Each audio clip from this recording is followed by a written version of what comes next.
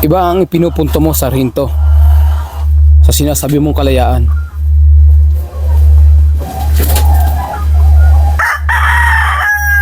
Kaya mo bang gampanan at patunayan sa mga taong nakatira dito sa lupang isinumpa na sila ay maging malaya? Baka, Sarhinto, nabibigla ka lang. Baka di mo kayang panindigan yan.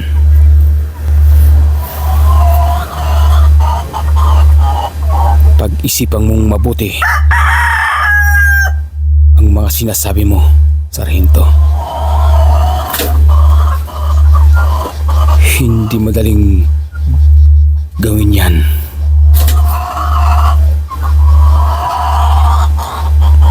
Dahil maraming dugo ang aagos. Yun ang punto ko, Sarhinto.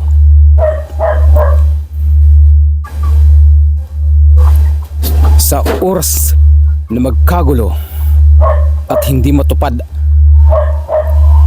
ang iyong mga adhikain at layunin,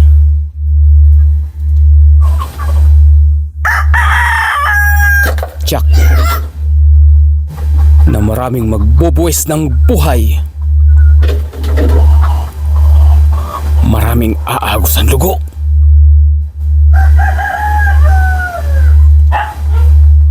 Sabihin mo, Sarhinto.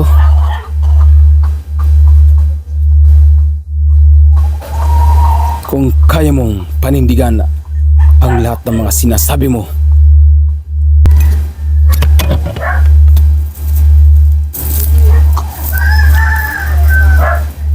Commander Delio,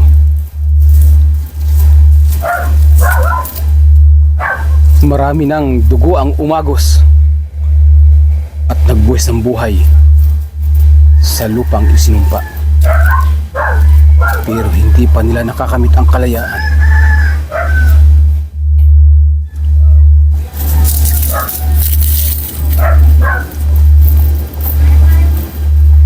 Ikaw, ako, kahit sino man dito, lahat gustong makamit ang kalayaan. Pero walang magawa. Ano nga bang dapat nating gawin, Commander Delio?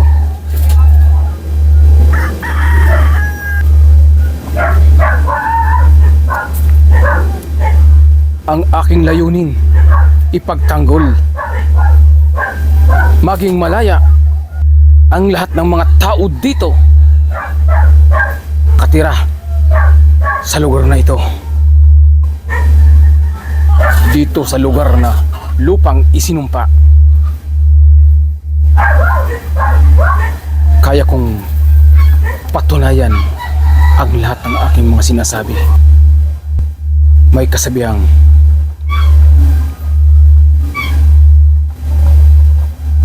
ang tubig pag matingin ay malalim.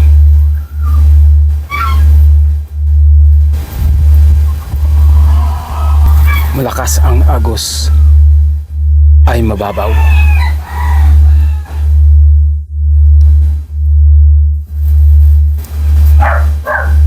Isa man lahat tayo dito na nandito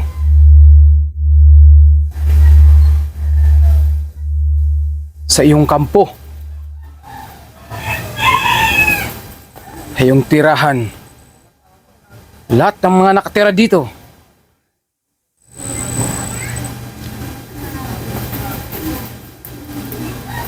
kung kaya niyong i-voice ang iyong buhay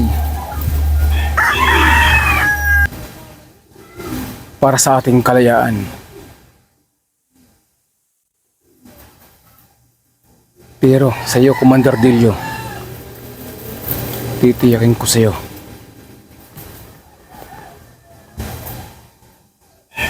ang kalayaang sinasabi ko ay kaya kong patunayan.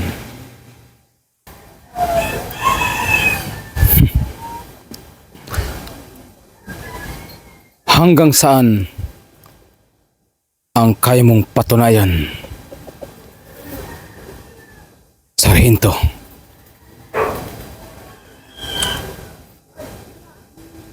Para tayo'y maging malaya.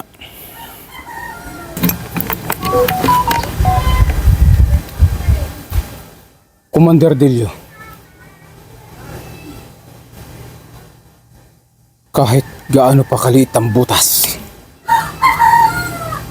ay papasukin ko.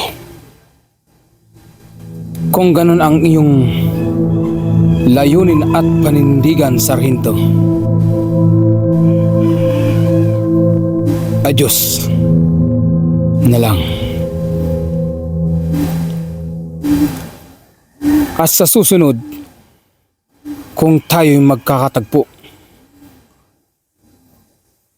at mapagtuos sa labanan,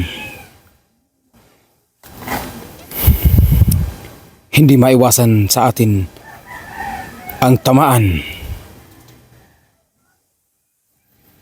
Isa man sa atin ang tamaan ay mawawala.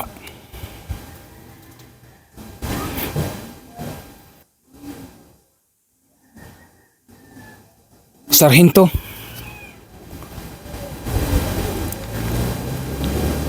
sana ipanindigan mo ang lahat ng mga sinabi mo. Adios, Sarhinto. Hanggang sa muli, Commander Delio. Ayun na mga kasama.